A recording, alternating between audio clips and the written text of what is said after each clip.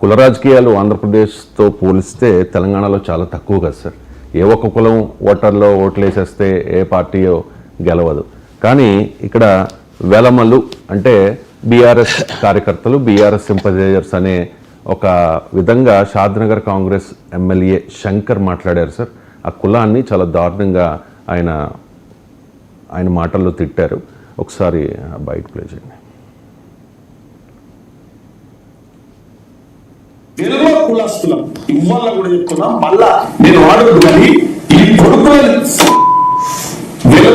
కొడుకులారా మీరు కబర్గా ఇప్పటి నుంచి నడవనీయరా. ఒకవేళ ఇటువంటి కుట్రలు పడితే రాష్ట్ర ముఖ్యమంత్రి తెలియకుండా కూడా మేము కాంగ్రెస్ నాయకులము, బలమైన నాయకులకున్నా మేము బయటకు వస్తే మీ భాషింగాలు కడతాం, మీ ఇప్పుడు భాషింగాలు విమానాలు మోగుతాయి. కొడుకులారా చెప్తున్నా, వెలమలా కొడుకులారా, ఇవాళ ఈ వెలమలా కొడుకుల పని మాత్రం పక్క పడతాం.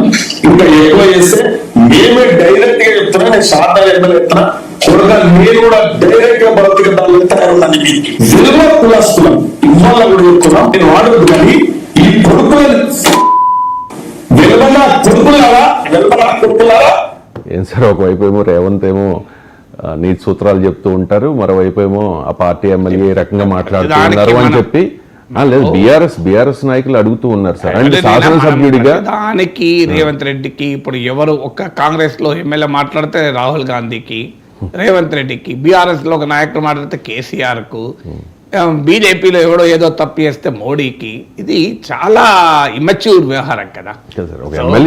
అందువల్ల ఎవరు చేసినా అది ఇమ్మెచ్యూరే అనేది. అయితే మనము ఈ ధోరణి రేవంత్ రెడ్డి పర్మిషన్ తీసుకొని ఆయనలో కూడా అన్నాడు, ముఖ్యమంత్రి తెలియకుండా అన్నాడు. ఇప్పుడు బీఆర్ఎస్ లో ఎవడో ఏదో మాట్లాడితే కేసీఆర్ అనుమతి తీసుకొని మాట్లాడతాడా, కేసీఆర్ చెప్తే మాట్లాడతాడా? బీజేపీలో ఎవడో తాగి రోడ్డు మీద పడితే మోడీనంటే, సో బీజేపీలో తాగొచ్చు, బీఆర్ఎస్లో తాగొచ్చు, కాంగ్రెస్లో తాగి పడవచ్చు. దానికి కూడా ఎవరో తాగి అల్లరి చేసాడు అనుకోండి ఒక పార్టీ వాడు, వెంటనే మోడీ, రాహుల్ గాంధీ అని విమర్శిస్తే అర్థం ఉంటుందా? ఇది చాలాసార్లు జరుగుతుంది. మీకు ఓ నాయకుడు తప్పు చేస్తే, ఒక లోకల్ చోటా లీడర్ తప్పు చేస్తే ఆ జాతీయ నాయకునికి అండగట్టి అడుగుతూ ఉంటారు. సో ఇది మనం ఎప్పుడు కూడా అన్ని పార్టీల్లోనూ అతిగా ప్రవర్తించే వారు ఉంటారు. ఈ అతిగా ప్రవర్తించడాన్ని ఎవరు చేసినా మనం అంగీకరించకూడదు. ధోరణి వ్యతిరేకించాలి ఇండివిజువల్ కన్నా కూడా. సో ఖచ్చితంగా ఈ ధోరణి సరైనది కాదు. అయితే మీరు అన్నట్లు మొదట్లో మీ ప్రశ్నలో ఆంధ్రప్రదేశ్లో, తెలంగాణలోనైనా ఆంధ్రప్రదేశ్లోనైనా ఒక్కొక్కరు ఓటేస్తే గెలవరు. అది తెలంగాణ ఆంధ్ర డిఫరెన్స్ ఏం లేదు. ఆంధ్రప్రదేశ్లో కూడా ఏ రాజకీయ పార్టీ అయినా ఒక్కొక్కరు ఓటేస్తే గెలుస్తారా? కానీ మీరు అన్నట్లు తెలంగాణతో పోలిస్తే ఆంధ్రప్రదేశ్లో కులం పాత్ర ఎక్కువ రాజకీయాల్లో, దాంట్లో ఏమీ డిస్ప్యూట్ లేదు. తెలంగాణలో లేదని అనలేం, కానీ ఆంధ్రలో ఇది కాస్త బహిరంగంగానే ఉన్నమాట నిజం. కానీ ఎక్కడైనా ఒక్క కులం వాళ్ళే ఓటేస్తే ఎక్కడ ఏ పార్టీ గెలవదు. అది తెలంగాణలో గెలవదు, ఆంధ్రప్రదేశ్లో గెలవదు, మరో చోట కూడా గెలవదు. అందువల్ల మనకు అర్థం కావాల్సింది ఈ ధోరణి ఏ ఒక్క కులాన్ని టార్గెట్ చేసి, ప్రతి కులంలోనూ తప్పు చేసే వాళ్ళు ఉంటారు, ప్రతి కులంలోనూ మంచి వాళ్ళు ఉంటారు, ప్రతి కులంలోనూ చాలా గొప్ప వాళ్ళు ఉంటారు, ప్రతి కులంలోనూ పనికిమాలిన కూడా ఉంటారు. ఏ కులంలో ఉండరు చెప్పండి నాకు?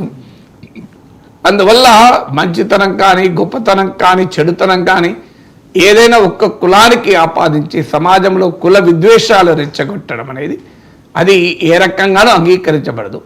అయితే దీన్ని ఖచ్చితంగా దాన్ని మరీ ఎస్కలేట్ చేసి ఓ రాజకీయ పార్టీకో, ఆ రాజకీయ పార్టీకి నాయకత్వం వేస్తున్న వ్యక్తులకు లింక్ చేసి అనడంలో ఎవరు మంచిది కాదు. అది రేపు ఏమవుతుంది? ఇప్పుడు దీనికి గ్యారెంటీగా బీఆర్ఎస్ నుంచి ఎవరెవరు ఇట్లా స్పందిస్తారు. అప్పుడు వెంటనే కేసీఆర్ని టార్గెట్ చేస్తే కరెక్ట్ అవుతుందా? Let us target this behaviour. ఈ పొలిటికల్ బిహేవియర్ మంచిది కాదు. కులాల మధ్య చిచ్చు పెట్టకూడదు, కులాల మధ్య విద్వేషాలు రెచ్చగొట్టకూడదు. సో ఏ ఒక్క కులమైనా కావచ్చు, నాయకుని కులాన్ని పట్టి ఆ పార్టీని కూడా మనం అంచనా ఎక్కకూడదు. నిజమే, బీఆర్ఎస్ ఫలానా ఒక్క కులం పార్టీ అయితే ఆ కులం జనాభా ఎంత చెప్పండి? రాష్ట్ర జనాభాలో వెలమల శాతం ఎంత? మరి కేసీఆర్కు వెలమలే ఓట్లెత్తే కేసీఆర్ ముఖ్యమంత్రి అయ్యాడా? కేసీఆర్కు బీఆర్ఎస్కు ఒక్క పర్టికులర్ కులం వాళ్ళు ఓటేస్తే రారు కదా. అయితే రాజకీయాల్లో ఒక్కొక్క పార్టీ గెలిచినప్పుడు, ఒక్కొక్క నాయకుడు గెలిచినప్పుడు కొంత లివర్స్ ఆఫ్ పవర్ ఒక కులం చేతులు ఎక్కువ ఉండే అవకాశాలు ఉంటాయి. కాంట్రాక్టర్లు కావచ్చు, పొలిటికల్గా ఇన్ఫ్లుయెన్స్ కావచ్చు. కానీ అన్ని కులాల్లో పేదలు కూడా ఉంటారు. వైఎస్ రాజశేఖర రెడ్డి ముఖ్యమంత్రి ఉన్న రోజుల్లో నా డ్రైవర్ రెడ్డి ఉండే. సో నేను నవ్వుతూ అనేవాళ్ళను, రెడ్ల రాజ్యం అని అందరూ ప్రత్యర్థులు మాట్లాడుతున్నారు. ఆ రెడ్ల రాజ్యంలో పాపం ఆ రెడ్డికి మాత్రం కార్ డ్రైవర్ మాత్రమే అని. సో అందువల్ల ప్రతి కులంలోనూ పేదలు ఉంటారు. పేదరికానికి కులం లేదు, దుర్మార్గానికి కులం లేదు, అన్యాయానికి కులం లేదు. సో అందువల్ల మనం ఒక కులాన్ని ఎక్కడ టార్గెట్ చేసినా సరైనది కాదు. ఇప్పుడు ఆంధ్రప్రదేశ్లో కూడా మనం వైఎస్ఆర్ కాంగ్రెస్ పార్టీ పర్టికులర్గా కమ్మలను టార్గెట్ చేస్తూ పవన్ నాయుడు అంటూ పవన్ కళ్యాణ్ సంబోధిస్తూ టార్గెట్ చేసినప్పుడు తప్పన్నాను. లోకేష్ టీడీపీ నేతలు జగన్ రెడ్డి అని ఇట్లా ఒత్తి చెప్పినప్పుడు కూడా ఇది సరైనది కాదు అన్నాను. అందువల్ల ఎవరు ఎక్కడ కుల ప్రస్తావన చేసినా, అది ఏ రూపంలో ప్రస్తావన జరిగినా అది సరైనది కాదు. అందులో ఈ రకమైన ప్రస్తావన ఇంకా అబ్జెక్షనబుల్ కదా, ఇది చట్టరీత్యా కూడా నేరమే అవుతుంది.